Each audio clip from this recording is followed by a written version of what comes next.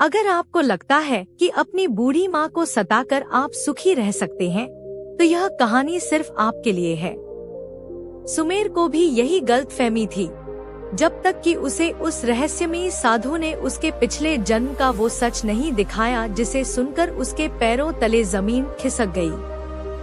क्या था वो पिछले जन्म का कर्ज? आइए जानते हैं।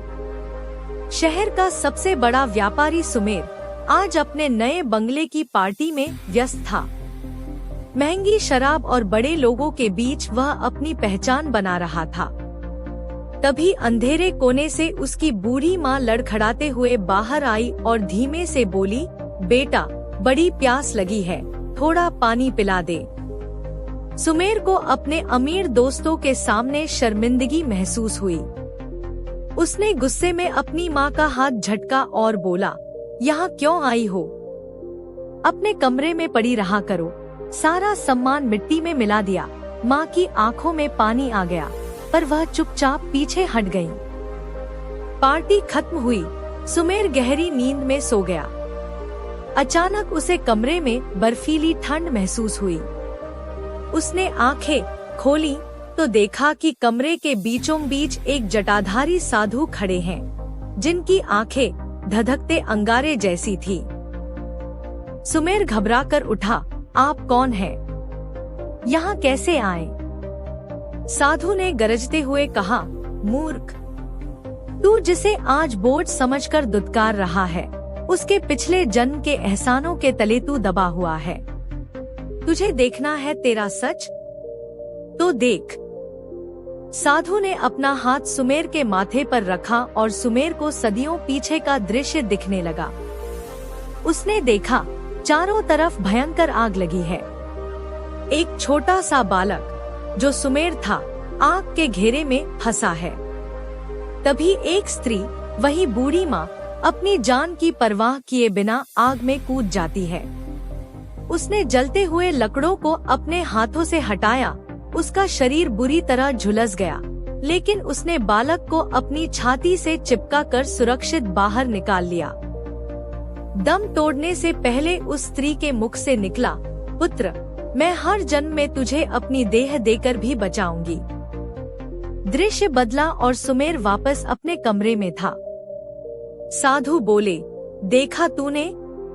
उसने तुझे जीवन देने के लिए अपनी चमड़ी जलवा दी और आज तू उसे 2 घूंट पानी के लिए तरसा रहा है। याद रख सुमेर, नास्ति मातृस्मा छाया, नास्ति मातृस्मा गतिया, नास्ति मातृस्मन त्राण, नास्ति मातृस्मा प्रपा। अर्थ, माता के समान कोई छाया नहीं, माता के समान कोई सहारा नहीं, माता के समान कोई रक्षक नहीं और माता के समान कोई जीवन देने वाला नहीं। साधु ने चेतावनी दी, अगर आज सूर्योदय से पहले तूने प्रायश्चित नहीं किया तो तेरा सर्वनाश निश्चित है। प्रकृति अपना हिसाब बराबर करना जानती है। सुमेर पागलों की तरह अपनी माँ के कमरे की ओर भागा। उसने देखा माँ जमीन पर लेटी भगवान का नाम ले रही थी। सुमेर उनके चरणों में गिर गया और फूट फूट कर रोने लगा। उसने माँ के पैर धोए और अपनी गलती की माफी मांगी। माँ ने धुंधली आंखों से उसे देखा और कांपते हाथों से उसके सिर पर हाथ रखकर सिर्फ इतना कहा, जीता रह मेरे लाल, खुश रह। माँ की ममता में इतना दम था कि सुमेर का डूबता हुआ व्यापार और बिगड़ती सेहत फिर से सुधरने लगी। माँ का आशीर्वाद साक्षात भगवान का वरदान है। जो अपनी माँ को सताता है, वह स्वर्ग का द्वार अपने हाथों से बंद कर लेता है। क्या आपको पता है कि आपकी तरक्की के पीछे आपकी माँ का कौन सा खौफनाक बलिदान छिपा है? डॉक्टर आर्यन को अपनी माँ बोझ लगती थी, लेकिन जब एक आधी रात को श्मशान की राख ने उसके पिछले जन्म का पर्दाफाश किया, तो उसकी रूह कांप गई। जानिए उस माँ की कहानी जिसने अपने बेटे के राजयोग के लिए अपनी आत्मा तक का सौदा कर लिया था। शहर का मशहूर डॉक्टर आर्यन अपनी सुंदर पत्नी के साथ एक बड़ी पार्टी से लौटा। घर के बाहर बरामदे में उसकी बूढ़ी माँ ठंड से कांप रही थी। आर्यन की पत्नी को माँ की खांसी से चिढ़ थी। आर्यन ने माँ का हाथ पकड़ा और उन्हें घर के पीछे वाले स्टोर रूम में ले जाकर बंद कर दिया। माँ ने रोते हुए कहा, बेटा, यहाँ बहुत अंधेरा है, मुझे डर लगता है। आर्यन चिल्लाकर बोला, चुप रहो, तुम्हारी वजह से मेरी साख मिट्टी में मिल रही है। उसी रात आर्यन को नींद नहीं आई। उसे लगा जैसे कोई उसे बुला रहा है। वह नींद की हालत में चलकर पास के एक पुराने श्मशान तक पहुंच गया। वहां उसने देखा कि एक जलती चिता के पास वही साधु बैठे हैं। साधु ने आर्यन को देखते ही अट्टहास किया, आ गया तू? उस माँ का लहू पीने जिसने तुझे अपना दूध पिलाकर पाला था?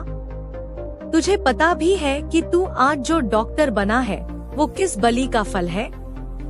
साधु ने राख उड़ाकर आर्यन को पिछला जन्म दिखाया। पिछले जन्म में आर्यन का परिवार भयंकर अकाल में फंसा था। खाने को दाना नहीं था। आर्यन, जो तब एक छोटा बच्चा था, भूख से मर रहा था। उसकी माँ ने अपनी ममता की सारी हदें पार कर दी।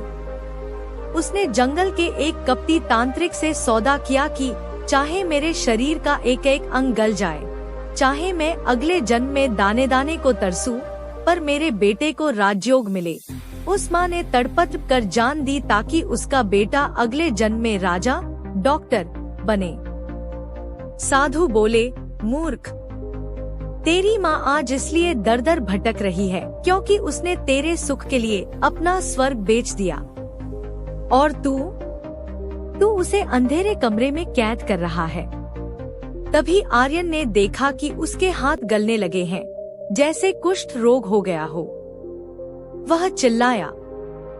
साधु ने श्लोक पढ़ा, न पूजा देववर्गाः प्रसीदन्ति च तादृशम्, यथा माता पिता भक्त्या प्रसीदन्ति न संशय। अर्थ, देवता भी उतनी पूजा से प्रसन्न नहीं होते जितने माता पिता की सेवा से होते हैं। जो माँ को सताता है उसे नर्क में भी जगह नहीं मिलती। आर्यन की नींद खुली। वह पसीने से लथपथ था। वह तुरंत भागकर स्टोर रूम पहुंचा और दरवाजा तोड़ दिया। उसने देखा माँ बेहोश पड़ी थी। उसने उन्हें अपनी गोद में उठाया और रोते हुए उनके पैर धोए। जैसे ही माँ को होश आया, उन्होंने अपने बेटे को सजा देने के बजाय उसके सिर पर हाथ रखा और कहा, बेटा, तू ठीक तो है ना? मुझे लगा तूने खाना नहीं खाया होगा। आर्यन समझ गया कि माँ वो सागर है जिसका कर्ज भगवान भी नहीं उतार सकते।